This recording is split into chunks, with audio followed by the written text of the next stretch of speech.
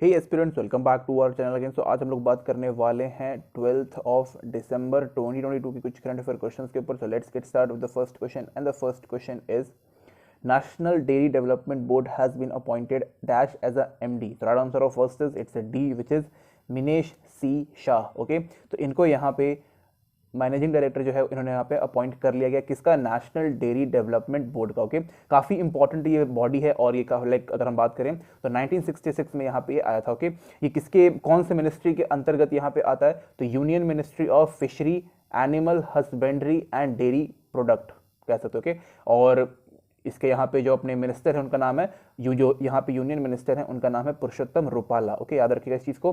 साथ ही में अगर हम यहाँ पे बात करें तो 2020 से लेकर के अभी तक यहाँ पे कोई भी रेगुलर चेयरमैन नहीं है, लेकिन यहाँ पे अभी रेगुलर चेयरमैन के लिए यहाँ पे मिनेश जी को यहाँ पे अपॉइंट कर लिया गया। ओके, अगर हम बात करें यहाँ पे तो यहाँ इसके जो फर्स्ट चेयरमैन थे जिनका नाम था वर्गीस कुरियन। ओके, तो वर्गीस कुरियन को साथ में यहाँ पे फादर ऑफ व्हाइट रेवोल्यूशन माना जाता है। Okay, father of white revolution, काफी इंपॉर्टेंट है ये चीज। तो वर्गीस कुरियन जो है यहाँ पे ये फादर ऑफ व्हाइट रेवोल्यूशन है इंडिया के, और ये काफी इंपॉर्टेंट है। साथ ही में अगर हम बात करें तो नेशनल डेयरी डेवलपमेंट बोर्ड जो है वो यहाँ पे लार्जेस्ट प्रोड्यूसर है, वर्ल्ड का largest milk producer. Okay, world का लार्जेस्ट मिल्क प्रोड्यूसर है यहाँ पे। साथ ही में यहाँ पे अलग अलग मिल्क या फिर डेयरी प्रोडक्ट्स के अलग अलग यहाँ पे प्रोडक्ट्स ये बनाता है। ओके, अगेन ये काफी इंपॉर्टेंट है, याद रखिए इस चीज को। स्पेशली अगर हम बात करें तो व्हाइट रेवोल्यूशन काफी इंपॉर्टेंट है और इससे रिलेटेड यहाँ पे वर्गीस कुरियन यहाँ पे काफी इंपॉर्टेंट है, जो कि यहाँ पे फादर ऑफ व्हाइट रेवोल्यूशन है इंडिया में। ओके, व्हाइट रेवोल्यूशन जो है वो मिल्क से रिलेटेड रहता है। Next question is which company has announced the appointment of Shenu Agarwal as its MD and CEO. So right answer of second is it's A, which is Ashok Leyland. Okay, सबको पता होगा कि अशोक लीलैंड जो है वो इंडिया का लीडिंग कमर्शियल व्हीकल मैन्युफैक्चरर है और काफी इंपॉर्टेंट है। और इसके यहाँ पे जितने भी जो अपने कमर्शियल जो यहाँ पे व्हीकल्स होते हैं, इनका मतलब होता है कि भाई जो कंपनी इस्तेमाल करती है या फिर जो बड़े बड़े जो ट्रक्स वगैरह होते हैं या फिर ट्रॉली होती है उनमें यहाँ पे ये काम आता है। ओके, इसके अलावा ये छोटी मोटी गाड़ियां नहीं बहुत कम बनाती है, अदरवाइज यहाँ पे जो बड़े बड़े ट्रक्स होते हैं, इवन जो यहाँ पे आर्मी में जो यहाँ पे ट्रक्स इस्तेमाल होते हैं उनका भी यहाँ पे इसी कंपनी यहाँ पे ये मैन्युफैक्चर करती है। ओके, इसका जो यहाँ पे जो ग्लोबल स्टैंडर्ड डिजाइन है वो भी काफी अच्छी होती है, मतलब याद रखो कि यहाँ पे जो डिजाइन है वो भी काफी यहाँ पे स्टैंडर्ड होता है, क्वालिटी इसकी बहुत अच्छी होती है और मैन्युफैक्चरिंग जो होता है वो नंबर 1 होता है। ओके, और बहुत अच्छी है ये जो है, ये यहाँ पे लाइक 75 ईयर्स से इसका यहाँ पे लाइक जो मैन्युफैक्चरिंग का काम है वो यहाँ पे चल रहा है और काफ़ी यहाँ पे अच्छे तरीके से ये टेक्नोलॉजी का यहाँ पे इस्तेमाल करते हैं for development in manufacturing of vehicles. Okay, काफ़ी अच्छे तरीके से यहाँ पे मैनेज कर रहे हैं, इंडिया का ग्रोथ भी काफ़ी अच्छे तरीके से होता है और जो ट्रक्स यहाँ पे जो मैन्युफैक्चर करते हैं वो काफ़ी यहाँ पे मजबूत होता है। तो इसका यहाँ पे सेनु अग्रवाल जो है इनके यहाँ पे MD और यहाँ पे CEO बना दिए गए, जो कि काफ़ी अच्छी बात है और काफ़ी इंपॉर्टेंट भी। Okay, next question is which cabinet approved bill to create सफाई कर्मचारी commission. Right answer of third is it's A, which is Assam. Okay, तो असम के जो यहाँ पे जो CM साहब है उन्होंने इस चीज को यहाँ पे शुरुआत किया था, सफाई कर्मचारी कमीशन। ओके, तो इसको यहाँ पे जो बिल है इसको अप्रूव कर दिया गया। यहाँ पर जो है वो बेसिकली अगर हम बात करें तो यहाँ पे फाइनेंशियल बेनिफिट यहाँ पे पहुंचाना है किन लोगों को, जितने भी यहाँ पे सफाई कर्मचारी हैं उन लोगों को, चाहे अगर वो वुमेन हो या फिर वो मेल हो या फीमेल, दोनों की हम बात कर सकते हैं। ओके, जो भी इनके यहाँ पे राइट्स हैं उनको यहाँ पे प्रोटेक्ट करके रखना है। जितने भी यहाँ पे मेडिसिन हैं, स्पेशली मेडिसिन के ऊपर बात कर रहे हैं, या फिर जो हेल्थ बेनिफिट्स हैं वो यहाँ पे प्रोवाइड करने, स्पेशली जो यहाँ पे प्रेग्नेंट वुमेन्स होती हैं उन लोगों के लिए, और उनको जो यहाँ पे ड्रग्स का जो प्राइस है या फिर जो मेडिसिन का जो यहाँ पे प्राइस है वो यहाँ पे काफी मिनिमम रहना चाहिए। ओके, साथ ही में जितनी भी यहाँ पे सफाई कर्मचारी के जितने भी यहाँ पे वैकेंसीज हैं उनको भी यहाँ पे फिल आउट करना काफी इंपॉर्टेंट है। अदरवाइज अगर बहुत ही कम यहाँ पे कर्मचारी रहेंगे या फिर काफी कम यहाँ पे लोग रहेंगे तो उनके ऊपर काफी ज्यादा यहाँ पे बर्डन रहने वाला है। तो इसलिए यहाँ पे जो वैकेंसीज है उनको हमेशा यहाँ पे फिलअप करके रखना काफी ज्यादा इंपॉर्टेंट होता है, अदरवाइज काफी यहाँ पे लोड हो जाता है, काफी यहाँ पे बर्डन हो जाता है। Okay, next question is international anti corruption day is observed annually on, so right answer of fourth is it's a B, which is it's 9th of December। Okay, तो 9th of December को हम लोग यहाँ पे basically यही करते हैं कि भाई जो लोग हैं वो करप्शन जैसे माल प्रैक्टिसेस को यहाँ पे कम करें। ओके, जो करप्शन है वो काफी यहाँ पे प्रॉब्लमेटिक रहता है, हमारे कंट्री का जो डेवलपमेंट है वो भी यहाँ पे काफ़ी बेकार हो जाता है। इसके अलावा जो लोग जो हैं उनके अंदर भी ये बैठ जाता है कि भाई जो मेनली जो गवर्नमेंट जो लोग होते हैं गवर्नमेंट के वो काफ़ी यहाँ पे करप्ट होते हैं और बिना पैसे लिए काम नहीं करते हैं। तो इन सारी चीज़ों को यहाँ पे ख़त्म करना है। साथ ही में अगर हम बात करें तो जब भी यहाँ पे करप्शन होता है तो हमारी जो इकोनॉमी डेवलपमेंट है या फिर जो कंट्री का जो डेवलपमेंट है वो काफ़ी यहाँ पे स्लो हो जाता है। इसके अलावा अगर हम बात करें तो यहाँ पे जो इंडस्ट्रियल ग्रोथ जो होता है या फिर जितने भी यहाँ पे गवर्नमेंट की जो जितनी भी इंडस्ट्रीज होती हैं वो भी यहाँ पे काफ़ी स्लो हो जाती हैं काम करने में। ओके, तो ये थोड़ा सा यहाँ पे प्रॉब्लमेटिक रहता है। साथ ही में यहाँ पे जो अपना डेमोक्रेटिक इंस्टीट्यूशन है उसको भी यहाँ पे कहीं ना कहीं खराब करता है, जो इसका फाउंडेशन है वो भी यहाँ पे खराब करता है, और आने वाले टाइम में ये काफ़ी यहाँ पे बहुत ही बेकार हो जाता है। तो हमें जो यहाँ पे करप्शन है उसको यहाँ पे खत्म करना काफ़ी इंपॉर्टेंट है। अगेन इसका मेन यहाँ पे काम है वैकेंसीज प्रोवाइड करना, एथिक्स पढ़ा के रखना। इसके अगर हम बात करें तो जो इनकी जो सैलरी है वो यहाँ पे प्रॉपर टाइम पे और जितनी बनती है उतनी यहाँ पे प्रोवाइड कर देना काफ़ी यहाँ पे जरूरी है। ओके, 2003 से इसको हम लोग यहाँ पे ऑब्जर्व करते आ रहे हैं ऑल ओवर वर्ल्ड में। Okay, next question is who has been appointed as a chair of B20 India which represent the entire G20 business community? Right answer of fifth is it's C, which is N Chandrasekaran. Okay, तो N Chandrasekaran जो है वो यहाँ पे काफ़ी leading businessman है। साथ ही में यहाँ पे अगर हम बात करें तो ये जो टाटा जो ग्रुप है, जैसे टाटा जो कंपनी है उसके साथ इन्होंने यहाँ पे काफ़ी अच्छे तरीके से काम किया है। और जितने भी यहाँ पे जितने भी टाटा के, देखो टाटा जो है वो कंपनी जो है इसके अलग अलग यहाँ पे बिजनेसेस हैं। ओके, तो जितने भी इसके बिजनेसेस है सबको यहाँ पे लाइक ग्रोथ प्रोवाइड करने में एन चंद्रशेखरन का यहाँ पे काफ़ी बड़ा योगदान रहा है। और $100 बिलियन का जो यहाँ पे प्रॉफिट है वो इन्होंने यहाँ पे दिलवाया। इसलिए यहाँ पे इनको एक बहुत ही बड़ा यहाँ पे अपॉर्चुनिटी मिल रहा है कि भाई जितने भी यहाँ पे बिजनेस वाले, जितने भी यहाँ पे लाइक जो B20 में या फिर G20 में जितने भी यहाँ पे रहने वाला है उन सबको यहाँ पे रिप्रेजेंट करेंगे। ओके, अगेन ये काफ़ी यहाँ पे एक बड़ा इनको अपॉर्चुनिटी मिलने वाला है। अगेन काफ़ी ये इंपॉर्टेंट है, याद रखिएगा इस चीज़ को। साथ ही में अगर हम बात करें तो यहाँ पे कॉन्फेडरेशन ऑफ इंडियन इंडस्ट्री जो है उन्होंने भी इनको यहाँ पे अपना चेयरमैन चूज कर लिया है और उनके साथ भी यहाँ पे काम कर रहे हैं। साथ ही में जो यहाँ पे ग्लोबल डेवलपमेंट है उसमें यहाँ पे काफी योगदान रहने वाला है। साथ में ग्लोबल इकोनॉमी के ऊपर, सॉरी टी लिखा गया, ये जो अपना ग्लोबल इकोनॉमी है उसके ऊपर भी यहाँ पे जो डेवलपमेंट होने वाला है उसमें भी इनका काफ़ी यहाँ पे योगदान रहेगा। साथ ही में अगर हम बात करें तो एक हमें काफ़ी एक ट्रांसफॉर्मेशन चाहिए हर चीज़ में, तो वो ट्रांसफॉर्मेशन भी इन्हीं के द्वारा होगा, या फिर कह सकते हो कि उसकी जो अगुवाई है या फिर जो चेयरमैनशिप है वो इन्हीं के साथ हाथ में रहेगा। ओके, तो बिजनेस कम्युनिटी एक काफ़ी इंपॉर्टेंट चीज़ है। साथ ही में अगर हम बात करें तो अलग अलग कंट्रीज़ के साथ हमारा टाई अप होना इन बिजनेस ये काफ़ी ज़रूरी है, अदरवाइज हम लोग थोड़ा पीछे हो सकते हैं। तो इन्होंने यहाँ पे लाइक इनको यहाँ पे अपॉइंट कर लिया गया as a chairman, so that कि जितना भी यहाँ पे G20 में जितना भी यहाँ पे बिजनेस कम्युनिटी होगा उसको यहाँ पे ये रिप्रेजेंट कर सके इंडिया से। ओके, काफी इंपॉर्टेंट है। और टाटा के साथ यहाँ पे इन्होंने काफी अच्छा यहाँ पे योगदान किया है। ओके, उनका भी और उन्होंने इनका। Okay, next question is the climate investment opportunity in India cooling sector report was launched by which organization? So right answer of 6 is it's a B, which is World Bank. Okay, तो World Bank जो है उन्होंने यहाँ पे इस particular report को launch किया है एंड उन्होंने यहाँ पे सीधा बोल दिया गया कि भाई इंडिया में जो है वो काफ़ी यहाँ पे हीट वेव्स यहाँ पे आ रही है। ओके, और अभी तक का सबसे लाइक गर्म जगह भी बन सकता है आने वाले टाइम में। ओके, साथ ही में अगर हम बात करें तो इंडिया में यहाँ पे काफ़ी ज़्यादा हाई टेम्परेचर रहा है इस बार, तो भाई सबको पता है कि इस बार काफ़ी यहाँ पे गर्मी रही है और ठंड भी उसी हिसाब से थोड़ी ज़्यादा। ओके, इसके लिए अगर हम बात करें तो लास्ट के 10 ईयर्स में यहाँ पे जो गर्मी पड़ी है वो सबसे ज़्यादा है इंडिया में, जो कि अगेन काफ़ी इंपॉर्टेंट है। और 46 डिग्री सेल्सियस यहाँ पे पहुँच जाता है गर्मी में, न्यू दिल्ली में स्पेशली। ओके, सबसे हाईएस्ट यहीं पर टेम्परेचर जा रहा है अभी के हिसाब से इंडिया के अंदर, तो ये काफ़ी अच्छी बात बिल्कुल भी नहीं है।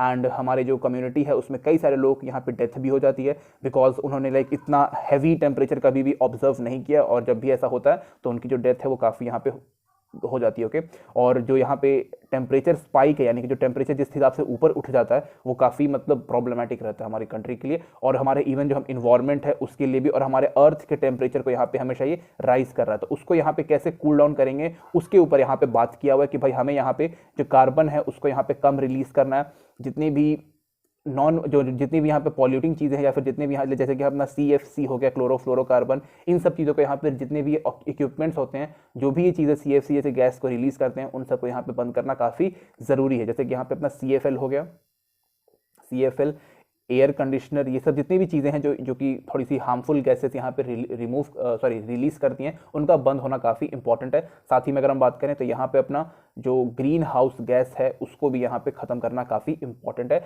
अदरवाइज टेम्परेचर 46 के ऊपर भी जा सकता है। Okay, next question is who become the world richest person Forbes on 9th of December? So right answer of 7th is it's C, which is Bernard Arnault. Okay, तो इन्होंने यहाँ पे रिप्लेस किसको किया है? जो टेस्ला के जो यहाँ पे CEO हैं उन्होंने इसको यहाँ पे रिप्लेस किया है एलॉन मस्क को। ओके, अगेन अच्छी बात इन द सेंस ये है कि यहाँ पे जो कंपटीशन है वो यहाँ पे बढ़ा हुआ है। ओके, तो एलॉन मस्क को यहाँ पे रिप्लेस कर दिया किसने? बर्नार्ड आर्नोल्ड ने। ओके, अगेन ये थोड़ा सा ठीक है, कोई दिक्कत नहीं है। अगर हम बात करें यहाँ पे वेल्थ की, यानी कि इनकी पूरी जमा पूंजी या फिर कमाई की, तो यहाँ पे एलॉन मस्क जो है इनका $185 million sorry it's billion dollar में यहाँ पे इनका आता है। और इनकी अगर हम बात करें इन भाई साहब की, तो यहाँ पे 186.1 बिलियन डॉलर यहाँ पे आता है। तो यहाँ पे जो ये रेस में है आगे निकल गए। यहाँ पे हम लोग फोर्ब्स की बात कर रहे हैं, तो इसका यहाँ पे याद रखिएगा। एंड अगर हम अभी ब्लूमबर्ग की बात करें तो उसके हिसाब से अभी भी यहाँ पे एलॉन मस्क की हैं, लेकिन हम यहाँ पे फोर्ब्स की बात कर रहे हैं तो अकॉर्डिंग टू फोर्ब्स वर्ल्ड के रिचेस्ट पर्सन कौन है, बर्नार्ड आर्नोल्ड। ओके, ये जो है वो यहाँ पे काफी एक अजीब टाइप की, जो यहाँ पे जो अजीब नहीं कह सकते, यहाँ पे एक लुई विटान नाम की कंपनी है, उसको यहाँ पे ये चलाते हैं। ओके, ये काफ़ी एक लाइक वैल्यूएबल लग्जरी ब्रांड्स जो है यहाँ पे बनाती है, जैसे कि यहाँ पे जितने भी लेदर प्रोडक्ट्स होते हैं वो यहाँ पे बनाती है। जैसे यहाँ पे शू हो गया, वॉलेट हो गया, पर्स वगैरह जो होते हैं वो यहाँ पे ये बिल्ड करते हैं। और काफ़ी ये मोस्ट लाइक वर्ल्ड का यहाँ पे मोस्ट लग्जरियस और वैल्यूएबल ब्रांड में से ये एक है, जिसको हम बोलते हैं Louis Vuitton. Okay, it's Vuitton, Louis Vuitton. Okay, याद रखिएगा इस चीज़ को। Next question is International Day of Commemoration and Dignity of Victims of Crime of Genocide and of the prevention of this crime is commemorate on Radam of 8 says it's a D which is 9th of December. Okay, तो 9th of December 1948 के दिन इस particular जो अपना ये जो यहाँ पे प्रिवेंशन ऑफ क्राइम है, या फिर कह सकते हो कि क्राइम जो जेनोसाइड होता है उसके खिलाफ जो आवाज़ है उठाने के लिए इस पर्टिकुलर डे को यहाँ पे हम लोग ऑब्जर्व करते हैं। ओके, काफ़ी इंपॉर्टेंट है अगर हम बात करें इस चीज़ को, तो यहाँ पे 74th एडिशन चल रहा है।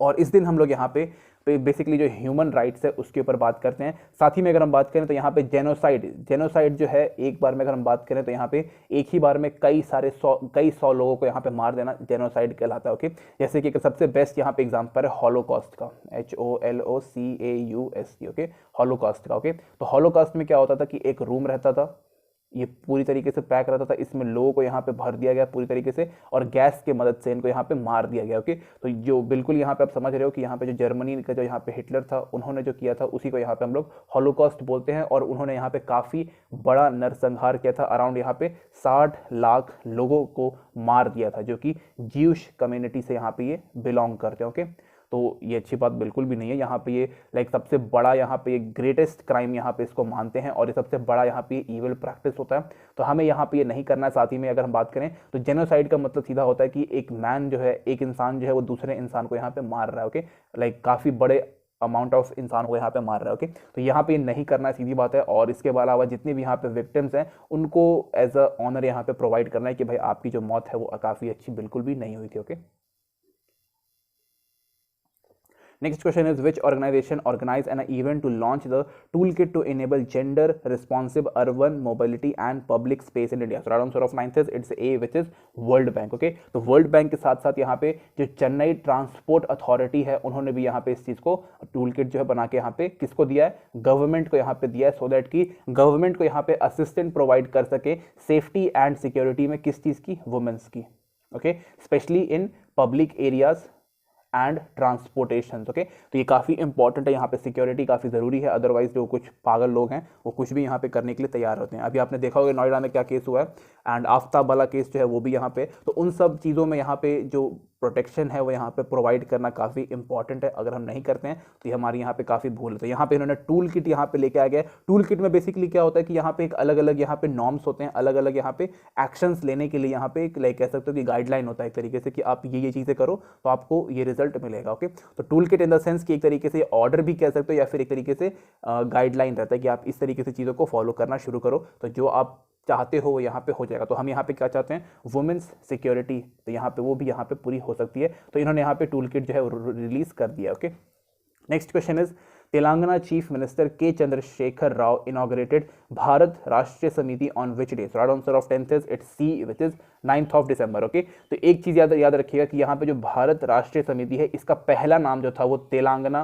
राष्ट्रीय समिति है। तो यहाँ पे बेसिकली रीनेम यहाँ पे किया गया सो दैट कि जो इनकी पार्टी है, बेसिकली एक पार्टी का नाम है भारत राष्ट्रीय समिति, तो इनकी जो पार्टी है वो नेशनल लेवल पे यहाँ पे काम कर सके। ओके, पहले ये सिर्फ स्टेट लेवल पे था और जब तक यहाँ पे स्टेट लेवल पे था इसका नाम था तेलंगाना राष्ट्रीय समिति, लेकिन जब यहाँ पे इंडिया लेवल या फिर नेशनल लेवल पे पहुंचा तो इसका नाम हो गया भारत राष्ट्रीय समिति। आप नाम से देख सकते हो कि तेलंगाना सिर्फ एक स्टेट को रिप्रेजेंट कर रहा है और भारत पूरे इंडिया को या फिर हमारे जो हिंदुस्तान है उसको यहाँ पे रिप्रेजेंट कर रहा है। जैसे कि यहाँ पे अगर हम एक चीज और देखें, भारतीय जनता पार्टी पूरे पूरे इंडिया को रिप्रेजेंट कर रहा है। ओके, साथ ही में ऑल इंडिया कांग्रेस या फिर नेशनल कांग्रेस है, तो इस तरीके से जो है वो जो नेशनल लेवल पे चीज़ें हैं उनका नाम थोड़ा अलग होता है। जैसे कि यहाँ पे आम आदमी पार्टी, तो आम आदमी जो है वो हर जगह है, तो वो भी अभी एक नेशनल पार्टी बन चुकी है, जो कि काफ़ी अच्छी बात है, कोई दिक्कत नहीं है। तो यहाँ पे जो भारत राष्ट्रीय समिति है इसका यहाँ पे रीनेम हुआ है किसके द्वारा, तेलंगाना राष्ट्र समिति को यहाँ पे चेंज करके भारत राष्ट्रीय समिति यहाँ पे बना दिया गया। ओके, कोई दिक्कत नहीं है। यहाँ पे जो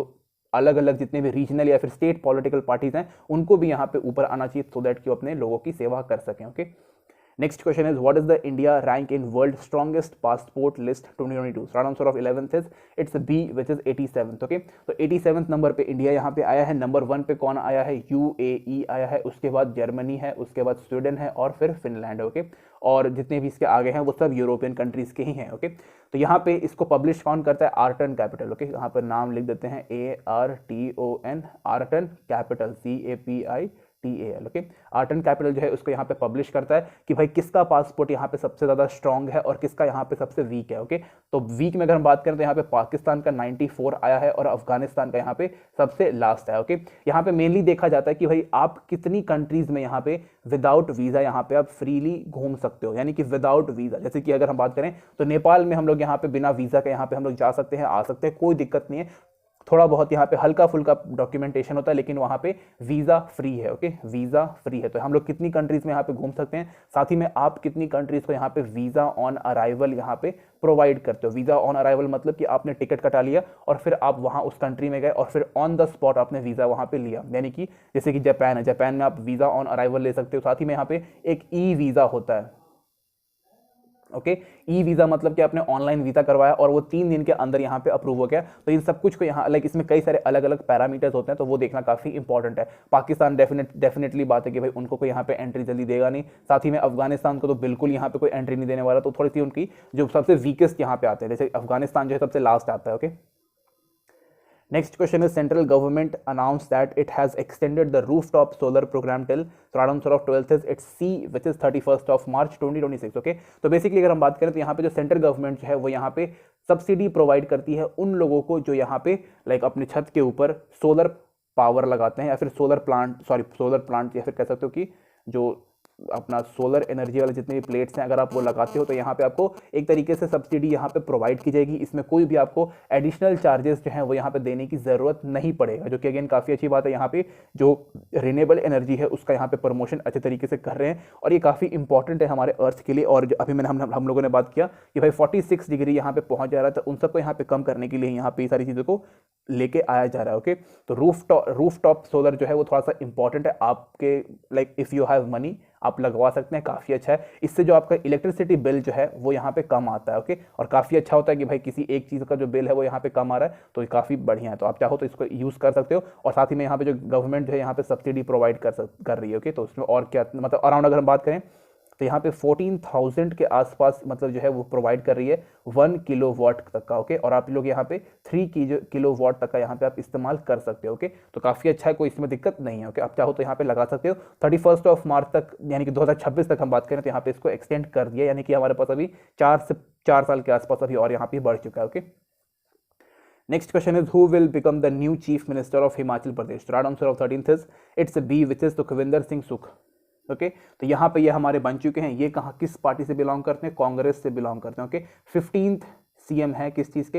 हिमाचल प्रदेश के। काफ़ी अच्छी बात है, कोई दिक्कत नहीं है। जयराम ठाकुर को इन्होंने यहाँ पे रिप्लेस किया। यहाँ पे ये 14th नंबर के थे और ये बीजेपी से यहाँ पे बिलोंग करते हैं, यानी कि यहाँ पे जो बीजेपी है वो यहाँ पे हार चुकी थी और सुखविंदर सिंह साहू यानी कि कांग्रेस पार्टी जो है यहाँ पे जीत चुकी है। साथ ही में अगर हम बात करें तो यहाँ पे मुकेश अग्निहोत्री जो है वो यहाँ पे अपने डिप्टी चीफ मिनिस्टर यहाँ पे बन चुके हैं। ओके, काफ़ी अच्छी बात है, कोई यहाँ पे दिक्कत नहीं है। इसके अलावा अगर हम बात करें तो अभी जो यहाँ पे इलेक्शंस हुए हैं जहाँ पे गुजरात में बीजेपी यहाँ पे जीत चुकी है, हिमाचल प्रदेश में यहाँ पे कांग्रेस है और जो अपना MCD है MCD यानी कि जो दिल्ली का जो यहाँ पे म्युनिसिपल कॉर्पोरेशन, इसका पूरा नाम होता है म्युनिसिपल कॉर्पोरेशन ऑफ दिल्ली, उसमें यहाँ पे आम आदमी पार्टी जो है यहाँ पे जीत चुकी है। अगर हम बात करें यहाँ पे प्रीवियस गवर्नमेंट की तो हिमाचल प्रदेश में भी बीजेपी थी, गुजरात में भी बीजेपी था और MCD में भी यहाँ पे बीजेपी थी। लेकिन अब यहाँ पे जो गेम है वो चेंज हो चुका है। अब यहाँ पे तो बीजेपी ही है, बाकी यहाँ पे कांग्रेस और यहाँ पर भी आम आदमी पार्टी। ओके, तो ठीक है, कोई दिक्कत नहीं है, जो जो लोगों को अच्छा लग रहा है वो यहाँ पे कर रहे हैं। Okay, so this is it guys, thank you and thank you watching this video and I hope make sure to subscribe and like. Okay, thank you guys.